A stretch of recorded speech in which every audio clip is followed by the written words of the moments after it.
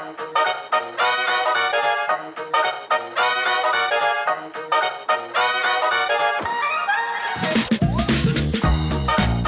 want to shine the light on those who are, very talented. Shine the light. Shine the light. Because now we are in the time where you need to build an education, sport education. We should be able to identify some of these talents and then we groom them. That was a great one. Yeah. It's been enjoyable. This is amazing. I hope that it would inspire many people. That's what we try to do with the podcast. Hello and welcome to In the Game, Qatar's first sports podcast. And today is a special one. As you can see where we are today, we have the best guest ever, Sheikh Fahad. Thank you so much for coming on the podcast with us today. Honor. Thank you for having me. Oh my word. And you're Qatar's first professional boxer. Yes. Whoa. Well, it's always been a dream of mine to compete as a professional. And of course, the historical part motivated me so much to break this milestone for Qatar. And also for myself individually, like boxing helped me so much. So my beginnings in the sport was really, I was never thinking about a professional career. It was mainly, I loved Muhammad Ali. Oh. I used to hear stories about Muhammad Ali from my mother. Of course, because I wasn't in the generation of Ali's generation. Yeah. And my mother used to tell me so many amazing stories about his fights with Frazier and how she would be scared for Ali when he came up against Frazier. So I thought, wow, like Ali really engaged so much and connected emotionally. Yeah, to so many people. So many people around the world. I mean, like look at Qatar, so far away from the United States, but he was like really connecting this. And even I met some people in England, part of the old generation, and they used to say the exact same thing. Yeah. They used to say, oh, our streets were empty when Ali used to fight. Yeah, it was, yeah. So that kind of inspiration fell onto me.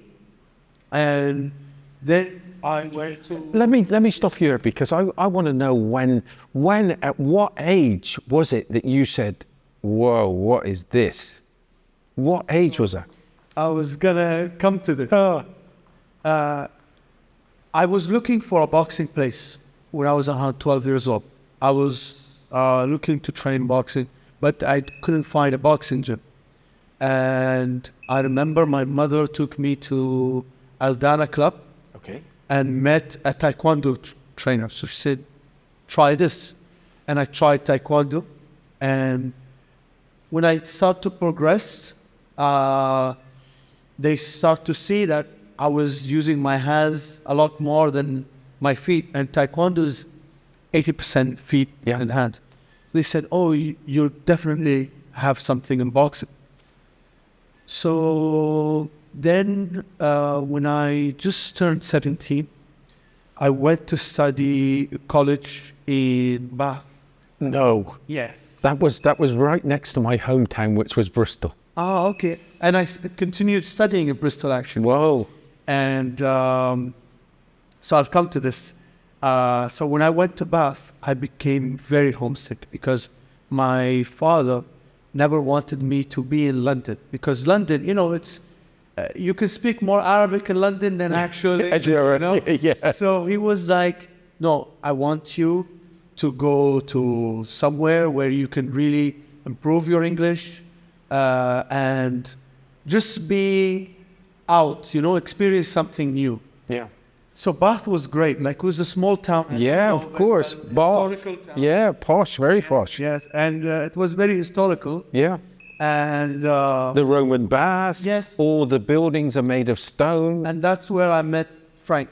Ah. And Frank, basically, I wanted the boxing. I wanted to learn boxing. Yeah. And but before that, why I actually went to the gym, because I became very homesick. I missed my friends. I just recently drove my car. I was so happy being in Doha, Yeah. Just graduated high school, but my father said, bro, I want you to go and study. And I remember there was a half term. Yeah. And I called my family and they said, oh, just go to London and just enjoy London, you know. And I remember London going in the summers, you know, with my family. Yeah. So when I went to London, it was dark. There was nobody there. It was not the London I remember, you know. Yeah. It was in the winter time. Oh, It was 2006, so the year of Asian Games. Yeah. And so I came back to Bath. I never want to go back to London. It made me more sad, you know? Yep. And so I started to meet some of my friends in college. Yeah. They said, oh, we're just going to go to the gym. I said, okay. I went with them and I saw some people practicing boxing upstairs. And I spoke to one of the people in the weights room and they said, oh, there's a boxing class. And here's the boxing coach, Frank. So that was the first introduction. And I was right before the Christmas break. I came back to Doha, attended the Asian Games. My really good friend, was a volunteer for the Asian Games. And he said to me, oh, the boxing will be inside the Spire. Come, get a ticket and come watch it. And I was lucky, I was really close to the ring. First time ever in my life. Yeah. And when I saw it, I had a feeling, Steve, that I could do this. You know, I was amazed with the talent, with the action, but you gave me this feeling, this eager feeling that I can do this. And I have already done a few classes, you know, and that's when I met the Boxing Federation. but going back those years, boxing couldn't have been a sport that everybody liked. So you were setting a trend even back then, because people must have looked at it here and said, what are you doing? What are you getting into this barbaric sport for? Well, I think it wasn't like that. There was a team, actually. But the main focus back then was a lot of international participation. And there wasn't much local events because there was no clubs. So the team if they stayed here, they wouldn't really elevate their level. Yeah. So they went to Cuba and they went to it was a very, very good team. Yeah. That actually got a bronze. One of them got a bronze medal at the Asian Games 2006. Yeah. So I met the federation. I blended myself with this team, which was higher level than I was, and really elevated my level a lot. And then going professional, came later. It was like I call it like a snowball effect. Yeah. You know? Yeah. I started to grow. The love of the sport started to grow. And from Ali, I went to Sugar Ray Leonard. Oh. And then I went to more and more the history, Sugar Ray Robinson. And the list went on and on. And then Floyd Mayweather, of course, inspired me so much. I saw clips on YouTube. Social media wasn't so big back then. It wasn't, you know? no. So the social media back then was YouTube. Yep. You know? Yep. And I would sit hours and hours, watch Floyd Mayweather in the gym, skipping rope, working with Roger Mayweather. And then it was funny. Let me tell you this story. Yeah, please. I saw the clips of Floyd training, and then I saw his uncle training a small kid on the videos. And I messaged this account, which had a really random name. And I said, hi, my name is Fahad. I'm an amateur boxer. I'm hoping I would love to come and train with Roger Mayweather. Weeks and weeks and weeks and weeks, all of a sudden I get this email notification that reply from this email. And that was Roger's partner. Yeah.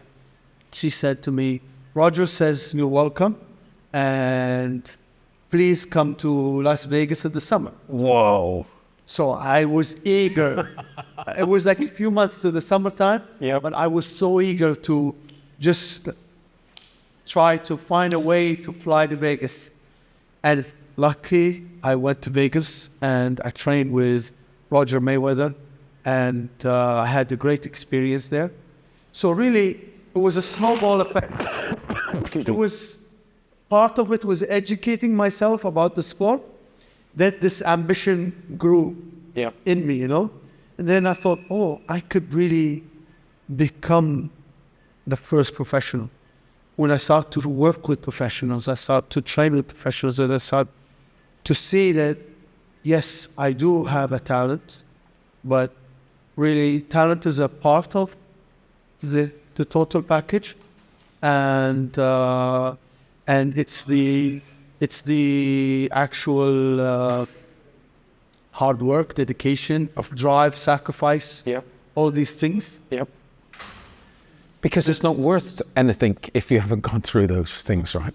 Absolutely. Absolutely. So that was really part of the beginning days. So Bath, this is a boxing kind of podcast we're going to do today, but Bath was a nice area for you to go, and that was a beautiful area in the summertime. Really beautiful. It taught me a lot about the Roman history. Of course, as a boxing athlete, gladiators. And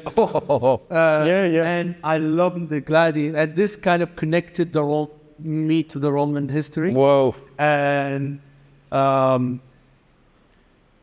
funny enough, I used to drive to Bristol to a club called Empire. No way. Yes. So if I walked from my mum's home now, if I walked from there, it would be. And sorry, now you're speaking, I can hear the Bristol accent. It would be because you don't. In the beginning, I couldn't really. Oh my word! But now I can see the Bristolian accent. And I'm not just saying this because of now you've just brought there's tingling going on because it was in St. Paul's. So Empire was in St. Paul's. So you had the M32 between, right? The road. Yes, there's the St. Paul's, yes. St. Paul's. So I lived in Easton, which was just a stone throw away. So if I walked to the gate and back, that's how far Empire Sports was. And I used to go there. I used to box out because it was a discipline for us. We were young kids. It got us off the streets. You were there with a skipping rope, and they just put you in a room and you just kept on skipping all day long. So it was pretty special to think that our paths could have crossed in some way or another. But that was the Empire Sports was legendary in Bristol. It is, and of course you have world champion Glenn Cadley. Oh dear! And he became which we were speaking about before we came on, with the golden age of British boxing. Yeah. Of course, in America, the Fantastic Four was the Leonard Hagler Duran. Yep. But in Great Britain was Chris Eubank. With his gloves. Yes, and Nigel Benn. Yep. There was, and of course, Collins. Chris Collins. Chris Collins, yes. And I say this because he came a bit later. He was the one that took the shine off those two boys because those two were brilliant. I would think Joe Calzaghe took the shine off. Joe Calzaghe, but I'm still in his record was bigger than anybody else's, right? His record was extremely great, and he went on to be one of the finest in the UK boxing. I mean, and in the world. Yeah, of course, because he really was something special. And I think it was it Ward? I'll tell you something, Steve. You know, this, I mean, I haven't really said this anywhere, and I will tell you now. There was a TV package with Joe Calzaghe. Yeah. And I bought this TV package to watch Joe, because he was on ITV before that. Yeah. And then he moved to Setanta Sports. Yeah. So, and it was a really cheap £5 a month. And I just bought it. It had many sports, but it had Joe Calzaghe's fights.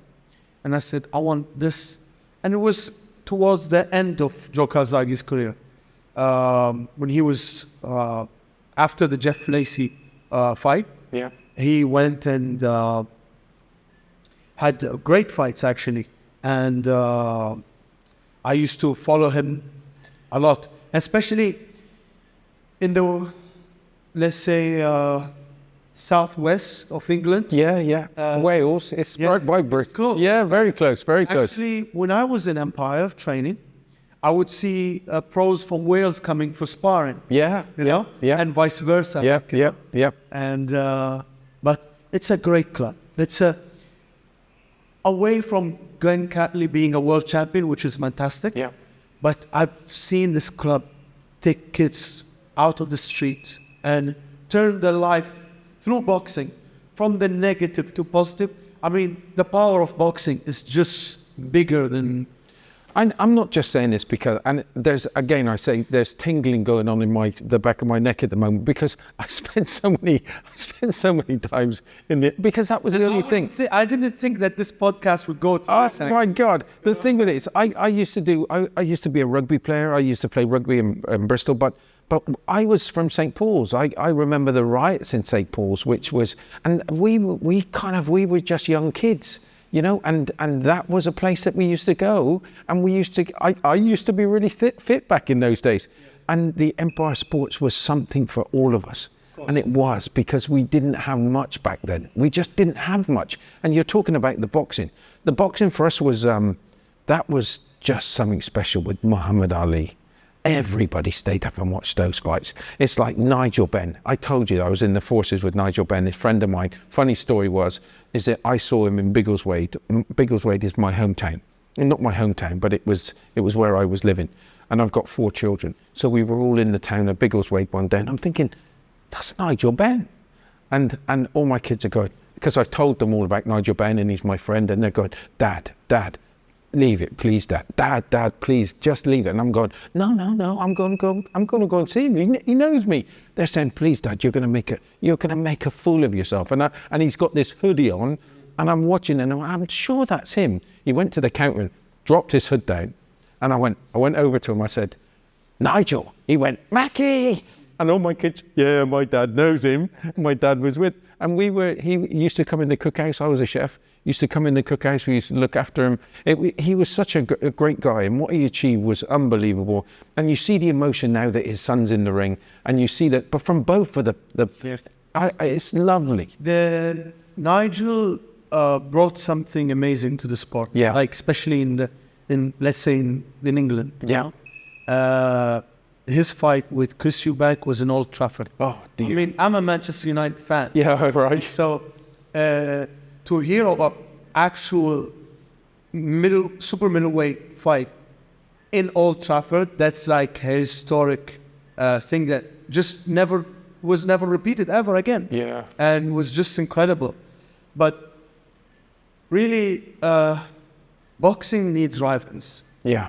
Especially in the professionals, boxing needs rivals. And rivalries really transcends the sport from the hardcore fan to the casual fan. Yeah. And really, it is the goal of all the people around boxing, from the fighter to the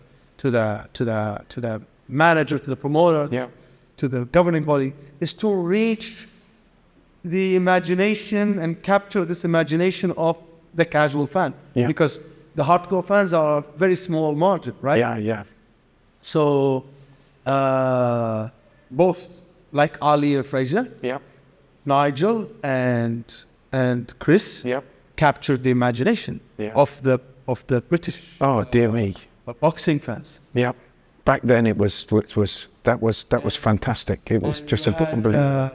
The cockiness and boxing ability and the jump over the rope. Oh dear. And the posture of with the boxing gloves. I look back to those, and we're kind of my head's spinning at the moment. It's the first time I've actually had this with this podcast, is because there's just so many memories I want to kick out here, but I want it to be your story. So I'm going to take us back now. So I remember doing a boxing match. They said to me, look, we need a light heavy. I was only 16, 17, 18 years old, one of those in those areas. It was about 16 or 17. And they said, go into the light heavy because we got nobody. So I was like, what do I have to do? They said, you're fit and you can handle yourself. Just go in there. And the guy you're fighting, he's okay because he's never fought before. And I was like, oh, okay. So I remember standing in the corner, looking at my corner, because his name was Sergeant Turner. And he had me looking at him. He said, focus on me, focus on me. So I thought, okay, focus on you, okay. And then I look back, and this bloke's he's been boxing for years. I think, oh my God, I've got to go out there. I've just got to. It's the hardest thing. If anybody hasn't done boxing, it's the hardest thing. And I thought my lungs, and I was fit back then, but I thought my lungs were going to burst. I thought, and by the round 3, I thought I could, because I wasn't breathing. I didn't have the techniques. Yes. What is it like, just, if you can tell them, what is it like when you're going through those things and you're getting yourself ready? So the first fight I did, I was really nervous. I was super nervous. I was really, really, really putting a lot of pressure on myself. And in my mind, the more I was walking closer to the ring, I was getting more relaxed, because I was getting nervous in the dressing room, the wait, this long wait, the commissioners coming in, the referees coming in, giving the instructions. And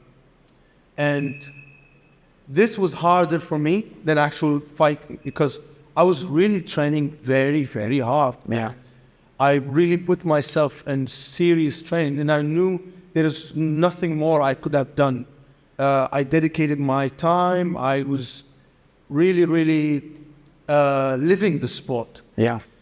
So when I got in the ring, the first fight, after the first round, I got tired, because I went like they say, all guns blazing. Yeah, you know? yeah. Because I just had this nervous energy, and I wanted to prove myself. Yeah.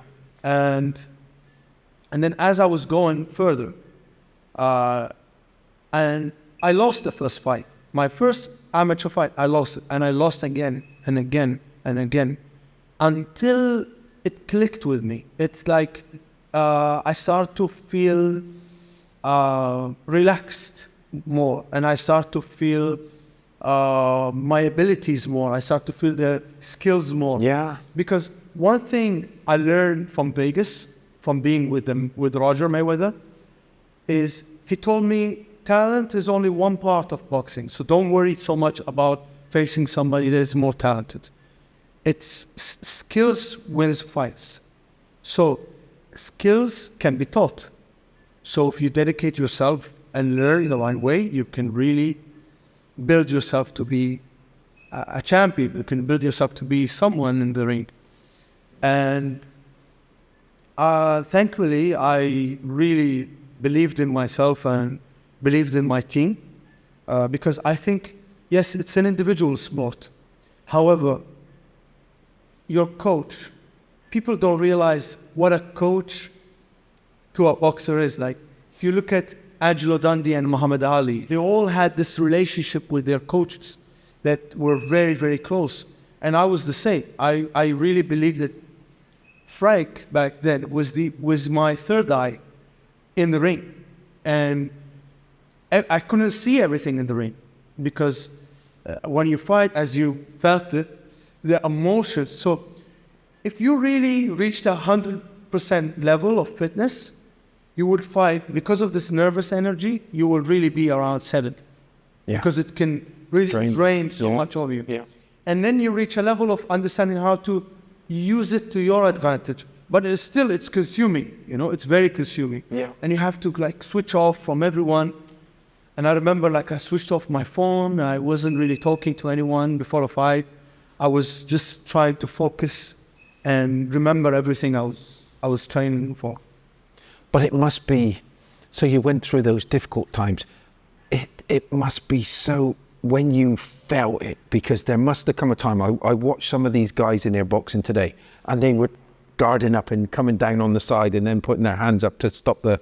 Yes. When that is poetry in motion, it must be. When you're in total control and you can feel your body just moving without even thinking about it, that must be a powerful, powerful thing. Of course. It's it makes any fighter or boxer, I should say, want to learn more. The more skills you learn, it makes you, I'm upping my game. I'm going to learn more, and I'm going to learn more and more and more. And this is so important for a boxer or an athlete to never feel, I know it all, because that's the beginning of downfall. You need to always go to the gym and be challenged. And that's the job, again, of a coach, to know how to challenge you. Could be challenging your coordination, challenging your skills. Could be hard sparring day. It could be so many things. On fitness-wise, it'd be like, okay, I want to run my sprints faster this time. Yeah. So it's a continuous learning and improvement culture that you have to be in all the time. It's that cycle. And fight by fight, you just keep getting better and better and better. But it's so important, Steve, that as a boxer, and I would like to say this to the future generations also, that you need to understand that without sacrifice, without discipline, boxing is not the sport for you. You need to have the sacrifice, and boxing is not an easy sport. You need to respect it. But that's life, right? It's not just for boxing. That is life. You better work at But it. life starts from the ring, you know? To us boxers, life starts in the ring. Like, we take these lessons and use them in life. I can't, when you look at Canelo and you look at those boxers, Mayweather, for example, and they've achieved virtually everything in their lives, right? Yes. And you look at them, what else is, how do you get yourself motivated to get back in that ring, to go back into a ring knowing, we were talking earlier as well, that you don't feel the punches really, it's just thuds, right? And it's all that kind of stuff. What gets you to do that? Is it it must be a game of chess when you're in there. I believe personally that financial gain, it's a motivator for many. However, you reach a point where many boxers actually make it. Yeah. But what keeps them motivated is history, is breaking records, Legacy. is legacy. Yeah. That's what and the love of the sport. Yeah. Together. So, like, for example, you mentioned Canelo. I was in his fight, in the last fight against John Ryder in Mexico. Oh, that was And it was really amazing to watch. Especially for people in Mexico, right? Because it was in virtually going home to... Exactly. It was his coming back fight. Yeah. And it was amazing. What was really more amazing was walking down the street of Guadalajara and walking to just a random shop and finding boxing equipment being sold, because boxing is such a big part of their culture. Yeah. So they love boxing so much. And of course, started with many champions, Salvador Sanchez, Julio Cesar Chavez, Eric Morales and Barrera, the rivalry. Yeah. Which will bring us to another fantastic fighter, which is Naseem Hamed. Oh, you know? Oh my word. He was so full of himself, but what a boxer. Amazing. Yeah. And he inspired so many Arabs. Like, he was one of the guys that really inspired me as a young child. Whoa. You know? Yeah. And but that was like Eubank. Nobody liked Eubank. Nobody liked But Eubank. us in the Middle East, Naseem Hamed Yeah. was a light of hope. Yeah. You know? Yeah. Brought hope. Being a champion in boxing and saying, I'm a proud Arab, you know? Yeah. That was like, that transcended a lot in the Middle East across all of the... It's fantastic. all of the youth, you know? And we was part of this history too, Yes. just with the World Cup, right? Yes. I know we're jumping from one sport to another, but it's that important. It's like what Naseem done for you, for the sport here. The World Cup done it as well, coming to the Middle East. And it has such a powerful impact. Of course, the World Cup is it's a major... Major for that youth. And that, I suppose that takes me on to the stuff. I see a lot of your stuff. You're working so much with the youth right now from a boxing perspective. Yes. How rewarding is that? That's amazing. That's really makes me happy to see the future generations coming up and wanting to be champions. I can see some really good talent, but they, of course, needs time and hard work and sacrifice and dedication. but we're gonna get there. And of course, there is the 2030 vision for the Asian Games coming up. Yeah. And we really, really hope to prepare a nice group of champions to be in 2030 medalists. But Steve, I want to tell you something. We spoke a lot about England and Europe and the professional side. In the amateur scene, Asia is one of the strongest continents that we're in boxing, especially in the Olympic boxing, amateur. So really the competition in Asia is a very, very high level. It's maybe in the continentals, it's maybe the strongest. So we have a big responsibility to prepare the young generation to reach this level, and hopefully our dream to really have a medalist in the 2030. I'm so glad that you brought this up, because it was going to be something else that I was going to go into then. And the responsibility that you've got on your shoulders. You're the first professional boxer in Qatar. You're that inspiration, whether you like it or not. You're the inspiration, because people are going to look at you like the Nassim Hamid, or they're going to look at you and they're going to say, if you can, people are going to be able to empathize. How much, and with everything you say about the 2030 vision and everything that's being developed here in Qatar from a sporting nation, how much responsibility? That's a big responsibility on your shoulders. It is a big responsibility, but of course, with a good team, we have a really, really good team, and we have their experience, and of course, at the end of the day, we have to also give our coaches the trust, because the coaches are the key. I always believe in this. Without coaches, there is no sport, because coaches are the key. They are day in, day out in the gyms, putting the hours and bringing up this next generation, educating them, developing the culture of the sport. So it's, in many senses, coaches are a key element in bringing us across, in boxing sense, to this next level. But it's not. I was watching the coach that had everybody in the ring earlier, and how you're not just teaching them a technique of boxing and doing the things that you should be doing and protecting yourself and covering up. He was there to do the discipline too. He was there to look up and say, hey, come on. And then somebody was, no, listen to me. So they've got such a role to play, and people don't realize how big a role they've got to play, because that's how the communities are built, right? Those are the way that we all develop. With what you're doing now, what is it for you now? What are you trying to achieve in the boxing world? What is it that you're trying to achieve? Of course, preparing the next generation. This is my main goal right now, is to prepare the next Qatari champions.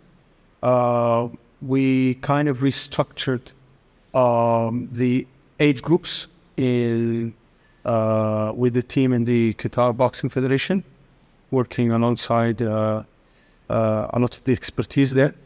And so we want to develop different competitions and bring up local activity, because the more local activity that we have in Qatar, the better the level will be. And that will reflect on the international camps and international participation. Yeah. And that is really, really a vital element of the development of the sport, continuing the development of the sport. In 2015, there was the Amateur World Championships here in Doha. Yeah. So that was also a big push for the sport in terms of education, in terms of, I know many people went there and saw the brilliant Cubans, and saw Team GB, and saw Team USA, and all the, really the best teams around the world. Yeah, yeah. this feeling, it's the same with me. When I went to the Asian Games in 2006, that inspiration really brings the next person to come in and be there. In terms of what we call the elite group, which is the senior group, we have 3 athletes right now. We have Abdul Hadi Al-Marri, we have Saeed Samir, and we have the first ever actual international participation of women in boxing. So this is another milestone going to happen, and we're very proud of that in the Boxing Federation, and that gave us a big motivation to just continue further. I look back at that. I do look back at that. I'm 56 years old, and I look back at when women were coming into the sport. Right. And they had a really tough time because nobody wanted. Actually, Steve, Jane Couch was the champion from Bristol. Yeah. Women from Bristol. That started women boxing in England. And now you can see the amount of champions. Oh, but it was like, no, women can't, it's not allowed. You're not. But look at the way that it's developed. And it's great that you've just brought that up to say how it's developing here in the Middle East. Of course, it's developed big time. But I want to also touch on another thing. If we look at the sport infrastructure of Qatar in general, we are lucky. We have such a great infrastructure at Qatar. Yeah. You have places like Spire, you have so many different places to develop the next generation. So in that sense, there's so much work that was done that really helped us coming now and developing this next generation. So this infrastructure that we have since 2005, Asian Games and the few years before Asian Games was a big transitional phase in our sports development history. And then you mentioned the World Cup.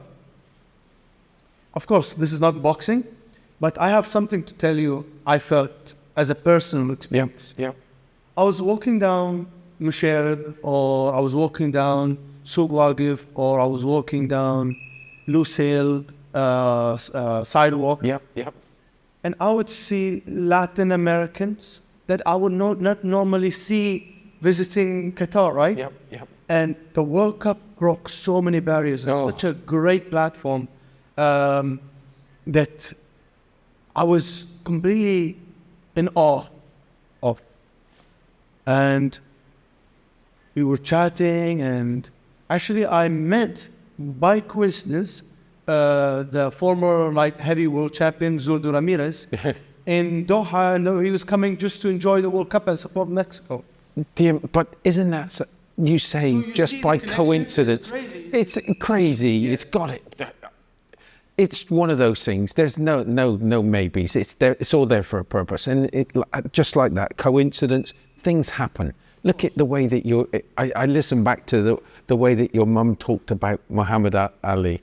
That put that seed in your mind, that taking you on now to lead your country to a certain degree in the boxing world, right? Because that's the responsibility that you've got right now. The great thing about this is it's like, I think sport is very much like entrepreneurship or business side of things, in the sense that you've got to be disciplined, you've got to be working hard. And the great thing about Qatar is they put the infrastructure in place now for the private sector to now take it on and to drive it. And that's what you've got to do now. Let me touch on this. Speaking of the private sector, we have, in the Boxing Federation, we have a very good, let's say, partnership with the private sector. Because most of the academies and clubs who are participating in our local championships are all private academies. And they've been growing so much with our programs also. So we did a coaching course, a local coaching course from the federation expert, Mr. Salim. He did an amazing coaching course. Now we did a refereeing course, also a local referee. We want to bring back also the Qatari referee in the boxing game. So then we can hopefully in the future have a Qatari referee also. So it's looking at the boxing from a wide spectrum, not just the champion that we want to develop, connecting it to education as a tool to teach self-discipline, improve the youth, and teach them to live a healthy lifestyle. So it is really a combination of different goals that we are doing. That's why Qatar is going to be so great, because of the way that they're empowering others, right? And that's it's so simple to say that, but that's what they're doing. They're getting other people to believe in what they can achieve. And that's what I love about it. But I see all the things that, like the Frank, I remember Frank was one of the interviews in the very beginning that we had. And I can see the gala dinner that's going to be going on very soon in Qatar, the black tie where you're all good. So it really is, the boxing world is really lightening up here. By a club called RX. Yeah, of course, Pete. Yes. Yeah. And we completely supported this initiative. Yeah. The more we can have the community engage and come up with initiatives is actually fantastic for the sport. Of course, we have we all of us as a community work for the same goal, right? At the end of the day, to improve the sport in Qatar. Yeah. And of course, this is a fantastic initiative, and we really look forward to this event on the 22nd of June. And we want to wish all the best to all the boxers competing. Yep. And hopefully, I always say this, I say every championship or every competition is not the end. Whether you win or lose, it is a step to the next phase and the next target for the boxer. Sheikh, I never realized how good this podcast was going to be today. Thank you very much. You are an inspiration, and you're doing a fantastic job, because I can see the sport growing in Qatar, and I love the sport too. I was brought up on it. I was brought up on it. So to be in your presence today and seeing all the hard work that you're doing, and everybody, I hope you enjoyed this podcast today, especially as much as we did. There isn't anything in life that if you can only put your mind to it, okay, you can achieve whatever you want to do. There isn't anything out there that you can do, okay? Just realize that and go and do it. Sheikh, thank you so much indeed. It's been a real pleasure. Thank you very much, Steve. Thank you. Thank you, everybody. See you next week.